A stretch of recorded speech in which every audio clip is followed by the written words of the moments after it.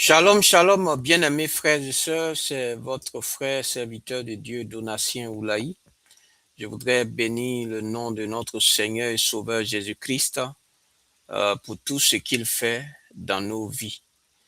Bien-aimé, le Seigneur m'a mis à cœur en ce jour de parler sur un sujet encore important. Et ce sujet a pour thème comment reconnaître les œuvres des esprits des eaux dans une vie. Comment reconnaître les œuvres des esprits des eaux dans une vie. Alléluia. Bien-aimé, cette chaîne, comme je l'ai dit, c'est la parole de Dieu nous affranchit. Alléluia. Donc, bien-aimé, il faut savoir que ce monde dans lequel nous sommes est un monde spirituel. Et la majeure partie des temps, bien aimé, tous les problèmes que les gens ont, la majeure partie du temps, c'est causé par des esprits mauvais. Et parmi ces esprits-là, il y a des catégories. Il y a des catégories pour ces esprits-là. Et donc, bien aimé, il y a le type d'esprit mauvais, c'est-à-dire ce sont des démons, et tous sont des démons. Et ces esprits-là, on les appelle les esprits des eaux. Alléluia. Donc, quand on parle d'esprit des eaux, quelles sont les actions que ces esprits des eaux posent? Alléluia. Comment reconnaître que c'est des esprits des eaux qui sont en train d'agir? Alléluia. Donc, bien aimé, et aussi comment marcher dans la victoire de Christ. Parce que c'est le Seigneur qui est venu pour nous libérer de ces démons-là, de ces esprits-là. Et donc, bien aimé, le Seigneur veut que nous soyons libres, que nous soyons affranchis de ces démons-là. C'est pourquoi il est venu et il est mort et il a vaincu ces esprits mauvais. Alléluia. Il les a livrés en spectacle et il les a vaincus par l'œuvre de la croix. Et donc, bien aimé, tout enfant de Dieu, bien-aimé, est un victorieux. Mais c'est parce que les enfants de Dieu eux-mêmes n'ont pas confiance ou eux-mêmes ne savent pas ce qu'ils sont en Jésus-Christ. C'est pourquoi ces esprits-là continuent même des enfants de Dieu étant chrétiens, ces esprits-là ont toujours agi ou les oppriment facilement à cause de ce que ces enfants de Dieu ne connaissent pas leur identité dans le Christ. Alléluia. Oui, bien-aimé, la victoire que le Seigneur a acquise à la croix, cette victoire est la nôtre parce que nous sommes ses enfants et donc la victoire que le Seigneur a acquise à la croix est aussi notre victoire. Alléluia. Donc, bien-aimé, l'objectif, c'est de pouvoir identifier parce que tu ne peux pas mieux combattre si tu ne connais pas comment ces esprits-là opèrent et qui sont ces esprits-là. Alléluia. Donc, bien aimé, c'est de ça que je vais parler. Dans Ésaïe 27, verset 1, en ce jour-là, l'Éternel châtiera avec son épée dure, grande et forte, le Léviathan, serpent fuyard, le Léviathan, serpent tortueux, et il tuera le dragon qui est dans la mer. Alléluia. Dans Colossiens chapitre 2, verset 15, il a dépouillé les dominations et les autorités et les a livrées publiquement en spectacle, en triomphant d'elles par la mort. Excusez-moi, en triomphant d'elles par la croix plutôt. Alléluia. Alléluia. Donc, bien aimé, il y a une précision importante à faire avant de continuer. Bien aimé, ce sujet est réel, est biblique et il est sérieux. Mais il exige deux choses fondamentales. Alléluia. Un ancrage solide dans la parole, c'est-à-dire il faut être ancré dans la parole de Dieu, pas dans les traditions ou les superstitions culturelles, et une perspective de victoire, pas de peur ni d'obsession. Alléluia. Donc, nous étudions les œuvres de l'ennemi, non pour en avoir peur, alléluia, non pour en avoir peur, mais pour les reconnaître et les vaincre par le sang de Christ, alléluia. Donc, bien aimé, il faut bien comprendre, je tenais à faire cette précision importante avant de continuer, alléluia.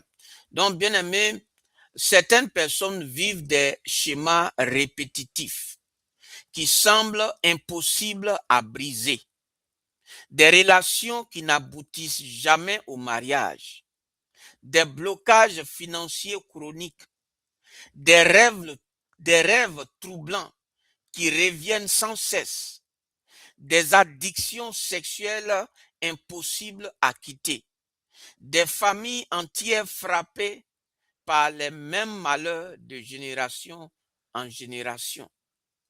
Est-ce de la malchance? Est-ce de la psychologie? Est-ce simplement la vie? Bien-aimé, ce matin, la parole de Dieu va éclairer une dimension spirituelle que beaucoup ignorent, qui explique certains de ces schémas-là. Bien-aimé, la Bible reconnaît l'existence de puissances démoniaques organisées dans différents domaines de la création. Il y a des forces démoniaques dans l'air, sur terre et dans la mer ou les eaux. Bien-aimé, dans Éphésiens chapitre 2, verset 2, et on peut lire dans Éphésiens chapitre 2, verset 2, Apocalypse chapitre 13, verset 1, et Ésaïe 27, verset 1. Bien-aimé, les esprits des eaux, appelés aussi esprits marins, sont des principautés démoniaques qui opèrent principalement dans le domaine de la sexualité, des alliances spirituelles et des blocages de destinée. Ils sont mentionnés symboliquement dans la Bible sous les noms de Léviathan, Rahab et le dragon dans la mer. Et donc, bien aimé, mais voici la vérité centrale de ce message. Dans 1 Jean chapitre 4, verset 4, celui qui est en vous est plus grand que celui qui est dans le monde. Alléluia. Jésus-Christ qui est en toi est plus grand que le diable et tous ces démons dont je suis en train de parler. Alléluia. Donc nous allons identifier, bien aimé, non pas pour avoir peur, mais pour vaincre en connaissance de cause. Alléluia. Bien aimé, le premier point, c'est la réalité biblique de ces puissances-là. Les références bibliques, comme on le voit dans Ésaïe 27, verset 1. L'Éternel châtiera le Léviathan serpent fuyard, le Léviathan serpent tortueux, et il tuera le dragon qui est dans la mer.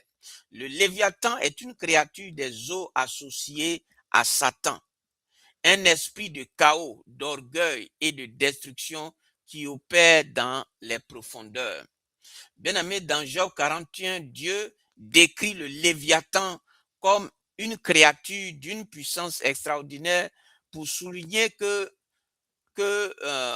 lui seul peut le dompter. Donc, le Seigneur Jésus-Christ est le seul à dompter ces esprits-là. Et donc, si tu demeures en Jésus, toi aussi, tu peux dompter ces esprits-là. Dans Apocalypse chapitre 13, verset 1, je vis monter de la mer une bête, une des grandes puissances démoniaques des derniers temps qui monte des eaux. Dans Apocalypse chapitre 17, verset 1, la grande prostituée assise sur les grandes eaux symbolise une puissance spirituelle de séduction qui opère à travers les eaux. Bien-aimé, dans Éphésiens chapitre 6, verset 12, la hiérarchie des ténèbres, il est dit que nous n'avons pas à lutter contre la chair et le sang. Oui, bien-aimé, on n'a pas à lutter contre la chair, c'est-à-dire la personne que nous voyons, mais contre les dominations, les autorités et contre les princes des ténèbres de ce siècle. Alléluia, c'est-à-dire les esprits mauvais qui sont derrière. Donc, bien aimé, le livre de l'Apocalypse évoque largement cette question. le diable fait la guerre contre ceux qui obéissent au commandement divin et témoignent dans le monde. Alléluia. Donc ces puissances sont réelles, elles sont organisées et elles ont des stratégies spécifiques. Et certaines opèrent dans le domaine des eaux, de la sexualité et des alliances. Bien aimé, les signes, je vais parler le deuxième point, les signes reconnaissables dans une vie. Alléluia. Donc, si tu vois ces signes-là, il faut te dire que c'est les esprits des eaux qui font cela. Alléluia. Alléluia. Donc, comment reconnaître les œuvres de ces esprits qu'on appelle les esprits des eaux? Voici 7 signes à examiner avec discernement et prière. Bien aimé, le premier signe, c'est les rêves troublants et les visites nocturnes. Alléluia. Si tu as des rêves troublants et les visites nocturnes, alors c'est des esprits des eaux. Des rêves répétitifs d'eau, de noyades, de rivières, de mer, accompagnés d'un sentiment d'oppression ou de terreur. Des visites nocturnes, d'une présence qui simule un rapport intime. Ce que la théologie chrétienne africaine et certains courants charismatiques appellent les incubes et les succubes. Esprits qui perturbent la vie sexuelle pendant le sommeil. Donc ces esprits-là polluent les pensées, les rêves et les désirs par des images sexuelles et perverses. Bien aimé, la Bible dit, tes gardiens veilleront sur ton bouclier dans Psaume 91, verset 5. Donc la protection divine est disponible pour ceux qui demeurent en Christ. Alléluia. Il faut retenir ça. La protection divine est disponible pour ceux qui demeurent en Christ. Bien aimé, le deuxième signe pour savoir si c'est l'œuvre des esprits des eaux, c'est les blocages répétitifs dans le mariage et les relations.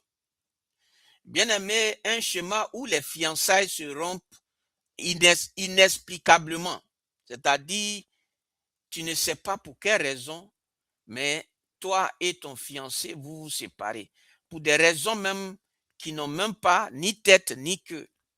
Comme on le dit, des raisons banales. Alléluia. Donc, si tu vois cela, c'est les œuvres des esprits des eaux. Des mariages qui ne se font jamais malgré tous les efforts. Des relations amoureuses qui échouent systématiquement à chaque fois. Des personnes qui rencontrent beaucoup de candidats, mais aucun qui aboutit. Alléluia. Comme si une main invisible bloquait leur foyer. Alléluia. Donc, beaucoup d'hommes ont du mal à se marier et beaucoup de femmes aussi à cause de l'action de ces esprits des eaux qui s'opposent à la formation du foyer divin. Alléluia. Donc, quand tu vois que tu as un problème dans le domaine du mariage, c'est que c'est l'œuvre de ces esprits des eaux. Alléluia. Donc, bien aimé, ces esprits des eaux-là sont venus dans la vie des personnes, soit par des alliances de famille que des grands-parents ou des parents ont eu à tisser avec ces esprits-là, et ou soit par toi-même ta vie d'immoralité sexuelle. En vivant dans le péché, tu as ouvert des portes aux esprits des eaux. Alléluia. Donc ces esprits des eaux-là peuvent rentrer aussi par ces moyens-là. L'autre point, bien aimé, comment ces esprits-là agissent, c'est par l'addiction sexuelle. Alléluia. L'addiction sexuelle incontrôlable. Une attraction compulsive vers la pornographie, l'immoralité sexuelle, les perversions même chez les croyants qui veulent sincèrement être purs. Une incapacité répétée à maintenir la chasteté, malgré la repentance et la prière. Bien-aimé, ce n'est pas simplement un problème psychologique. il peut y avoir une dimension spirituelle, une forteresse établie dans la sexualité qui nécessite une délivrance et pas seulement de la volonté. Alléluia. Donc, bien aimé, c'est ça, ces esprits-là, la perversion que nous voyons aujourd'hui, la pornographie, tout ça, les rapports avec les animaux, c'est ces démons-là, ces esprits mauvais qu'on appelle les esprits des eaux, qui sont à la base de tous comme on le dit, ces dérapages, ou je dirais, oui, ces dérapages sexuels. Alléluia. Donc, bien aimé, euh, l'autre point, c'est les blocages financiers chroniques et inexplicables. Donc, ces esprits-là, si tu vois que l'argent disparaît mystérieusement, bien aimé, ou tu ne fais que des dépenses, tu dépenses, bien aimé, et tu ne sais même pas où va ton argent, c'est l'œuvre de ces esprits des eaux. Alléluia. Des projets qui semblent avancer, mais qui s'effondrent sans raison logique. Un travail acharné qui ne produit pas ou qui ne produit jamais les fruits attendus. Bien aimé, l'argent s'en va comme s'il allait, comme s'il avait des ailes. Alléluia. On peut voir dans Proverbe chapitre 23, verset 5. Donc, certains blocages financiers ont une racine spirituelle, notamment quand ils sont liés à des alliances familiales ou à des pactes anciens avec des puissances des eaux. Alléluia. Donc, il faut savoir que quand tu as des problèmes de blocage financier, oui, tu fais des projets, ces projets n'aboutissent jamais. Bien aimé, c'est l'œuvre de ces esprits-là qu'on appelle les esprits des eaux. Alléluia. Ça peut, comme je l'ai dit, ça peut venir du fait des familles. Tes grands-parents ont eu à consulter, à faire des alliances avec ces esprits des eaux-là. Et donc, ces alliances-là sont des alliances de génération en génération. C'est pourquoi tu vois toutes ces situations-là t'arriver, tu ne sais pas pourquoi. C'est dû au fait de ces alliances-là qui ont, qui ont introduit, qui ont donné droit à ces esprits des eaux-là sur ta vie, sur la vie de ces personnes-là qui vivent ces choses-là. Mais bien aimé, il faut savoir qu'il y a la bonne nouvelle, c'est que le Seigneur Jésus-Christ a vaincu ces esprits-là. Et donc, je parlerai de comment en être délivré, bien aimé, peut-être sûrement dans un autre message. L'autre point, bien aimé, c'est les malédictions générationnelles. Les mêmes malheurs qui frappent plusieurs générations de la même famille. Les veuves précoces, les enfants qui meurent en bas âge, les divorces systématiques, les morts tragiques à des âges similaires, les maladies qui se répètent de père en fils. Bien aimé, ça encore, c'est les œuvres de ces esprits-là qu'on appelle les esprits des eaux. Bien aimé, dans Exode 20, verset 5, les iniquités des pères retombent sur les enfants jusqu'à la troisième et quatrième génération. Mais Christ est venu pour briser ces chaînes. Alléluia. Dans Galates chapitre 3, verset 13, Christ nous a rachetés de la malédiction de la loi. Bien aimé, l'autre point, c'est la double vie et l'hypocrisie spirituelle chronique. Alléluia. Une personne qui semble spirituelle en apparence, mais qui vit dans le péché en secret, une incapacité à être authentique, à confesser et à vivre dans la lumière. C'est-à-dire, il ne peut pas vivre une vie chrétienne véritable. Bien aimé, ces personnes-là, c'est les esprits des eaux qui les influencent, qui font ces œuvres-là dans leur vie. Une, une alternance perpétuelle entre zèle spirituel et chute profonde. Donc, ces personnes-là n'arrivent pas à grandir dans leur vie chrétienne, même s'ils ont accepté le Seigneur. Mais c'est comme si quand ils essaient d'avancer, après encore, ils reculent. Bien aimé, l'autre encore, c'est les liens avec l'occultisme, les eaux dans le passé familial. Des ancêtres qui ont fait des pactes avec des divinités des eaux, des fétiches liés à l'eau, des initiations dans les cultes de possession aquatique, des visites aux marabouts et aux guérisseurs qui opèrent avec l'eau. Ces alliances passées ouvrent les portes spirituelles qui peuvent affecter les générations suivantes. Bien aimé, le troisième point, c'est la victoire assurée en Christ. Alléluia. Oui, ne t'en fais pas parce que Jésus-Christ a vaincu. Alléluia. C'est pour tout cela que Jésus-Christ est venu sur la terre, qu'il est mort et qu'il est ressuscité. Donc, bien aimé, voici le cœur du message de ce matin. C'est que toutes ces puissances-là ont été vaincues par Jésus-Christ. Alléluia. Donc, la victoire de la croix est totale.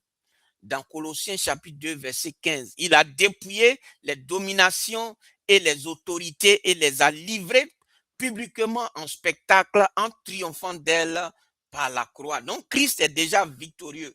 Suite à sa résurrection, il siège à la droite de Dieu au-dessus de toute autorité, de toute puissance, de toute domination. Donc, tous ses ennemis ont été placés sous ses pieds. Le Léviathan, le dragon dans la mer, bien-aimés, tous ont été mis sous les pieds de Christ. Alléluia. Donc, la victoire est acquise, mais elle doit être appliquée dans ta vie. Donc, voilà les 5 clés de la délivrance et de la victoire. Alléluia. Bien-aimés, il faut rester, et c'est un message très important pour toutes ces personnes qui vivent ces situations. Donc, voici les 5 clés de la délivrance et de la victoire. La première des choses, c'est la repentance et la confession. Il faut rechercher la cause, identifier les pistes. La repentance et la confession devant Dieu, renoncer aux alliances passées, aux pratiques occultes, aux péchés sexuels qui ont ouvert des portes. Alléluia. Donc, on peut voir dans 1 Jean chapitre 1, verset 9. Si nous confessons nos péchés, il est fidèle pour nous les pardonner et pour nous purifier de toute iniquité. Donc, tu dois te repentir et te confesser devant Dieu pour tout ce que tu as fait dans ta vie, comme vivre dans l'immoralité, toutes ces choses-là. Tu dois te confesser et te repentir devant Dieu, sincèrement. Alléluia. Alléluia. Le deuxième point qu'il faut faire, c'est le renoncement explicite aux alliances. Donc, il faut renoncer verbalement, explicitement à toute alliance avec les puissances des eaux, les tiennes et celles de tes ancêtres, au nom de Jésus-Christ. Donc, il faut renoncer à ces alliances-là. Christ nous a rachetés de la malédiction de la loi, étant devenu malédiction pour nous, dans Galates chapitre 3, verset 13. Bien-aimé, le troisième point, c'est le sang de Jésus comme couverture. Donc, l'expiation de la rénonciation par le sang de Jésus-Christ. Alléluia. On peut voir dans Apocalypse chapitre 5, verset 9 à 10. Donc, on peut lire aussi dans Apocalypse chapitre 12, verset 11. Bien-aimé, le quatrième point, c'est la parole de Dieu comme épée. Ces esprits fuient devant la parole proclamée avec autorité. Jésus a vaincu Satan au désert avec ses mots. Il est écrit. Donc, tu as la même épée entre tes mains. Et le cinquième point, c'est le jeûne et la prière persistante. Le jeûne et la prière persistante. Dans Matthieu chapitre 17, verset 21, cette sorte de démon ne peut sortir que par la prière et le jeûne. Donc, il faut jeûner et prier. Et pendant que tu jeûnes et tu pries, il faut suivre ces points que j'ai mentionnés. Alléluia. Certaines délivrances nécessitent une intensité spirituelle particulière et la prière avec jeûne en est la clé. Donc, c'est ça. Alléluia. Donc, bien aimé, je vais m'arrêter là. C'est vrai que le message est long, Mais bien aimé, le Seigneur est venu pour nous délivrer, pour que tu ne puisses plus vivre ces cycles-là, pour que ta vie soit épanouie, pour que ta vie puisse aller de l'avant, pour que les choses puissent marcher dans ta vie. Bien aimé, j'ai donné, comment ça s'appelle, ce qu'il faut suivre pour que tu en sois délivré. Mais tu peux aussi vraiment, euh, si tu ne peux pas toi seul, tu peux aussi euh, inviter ou demander l'aide d'un homme de Dieu, d'un vrai homme de Dieu. Je ne parle pas de ceux qu'on voit qui sont des faux hommes de Dieu là, non. Un vrai homme de Dieu, un vrai serviteur de Dieu qui va t'aider et te suivre pour ta délivrance. Alléluia. Donc, bien aimé, c'est le message que le Seigneur me met à cœur de partager parce que son désir, c'est que ses enfants soient délivrés parce qu'il a déjà accompli l'action, l'œuvre pour la délivrance de ses enfants. Donc, que Dieu te bénisse. Prends le temps d'écouter ce message. Si tu es fatigué et chargé, bien aimé, le Seigneur a dit, venez à moi, vous tous qui êtes fatigués et chargés, et je vous donnerai le repos. Alléluia. Donc, bien aimé, que Dieu te bénisse et écoute bien ce message. Shalom.